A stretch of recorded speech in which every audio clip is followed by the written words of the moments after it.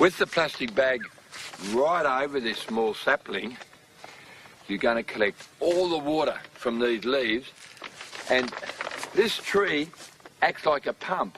It's actually pulling water out of the ground, so this way you're going to collect a lot more water. I'm just going to use this log here to get it nice and low so the water will run down into the bag there. Now, you do this early morning and you leave it all day. Around about sundown, you could have anything from 1 litre to 2 litres of water in the bottom of that plastic bag. Now, this plastic bag's only been on here for 3 or 4 minutes. You can already see here the water starting to condense on the inside of the bag. You can see I've got quite a few of these plastic bags from yesterday spread around the bush. You need about 10 or a dozen of these to survive in a hot, arid environment, because you've actually got to collect at least, well, say, 8 or 10 litres of water to survive. Look at all that water. Now, this one hasn't been set up very well. You notice there's a lot of water collecting here, so I'm just going to tip that down there. You're going to be very tempted during the day to get this water out of here. It's best to leave your bag working all day, but if you really want to get that water out, I'll show you how you can do it. I've tied this bag off here so there's no leaves polluting the water, and what I've done is put a long plastic hose down there, and all I have to do now if I want to drink is just suck it up. That's lovely and sweet. You may be concerned about toxins in the water, so what I suggest is you suck a little bit out. Don't swallow it. Just let it go on your tongue here. Wait a few minutes. If there's any stinging sensations, don't use this particular type of tree. If it tastes nice and sweet, like this water does, swallow it down. Wait about an hour and a half to make sure you don't have any bad reactions to it.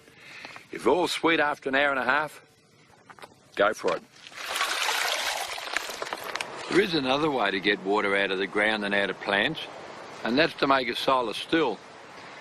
Now, solar still needs a lot more energy, and it's probably not as quite as efficient as the bags over the tree, but it's worth knowing how to do it. So what I need is a hole around about 1 metre in diameter there, and about 1/2 metre deep.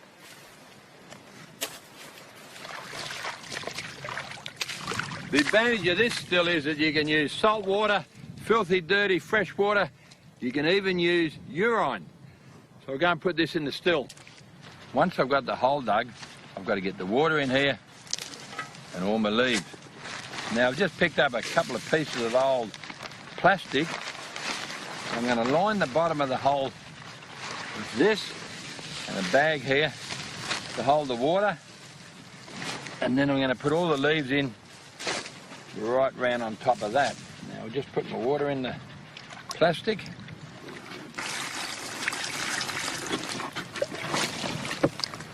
The last thing I do before I put the plastic over the top of this is to place some sort of container in the hole to catch all the condensation.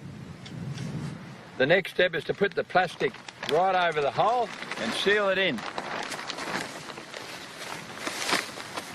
This is the vital part, is to put a stone at the lowest point over the container. You don't want too much of an angle on your plastic, and the idea is that as the condensation forms, it'll run down here and drip into the billy can. To make enough water to survive, you'd need quite a few of these. And you certainly don't want to do it in the middle of the day when it's really hot. Do it at night or first light when it's nice and cool, so you're not sweating too much.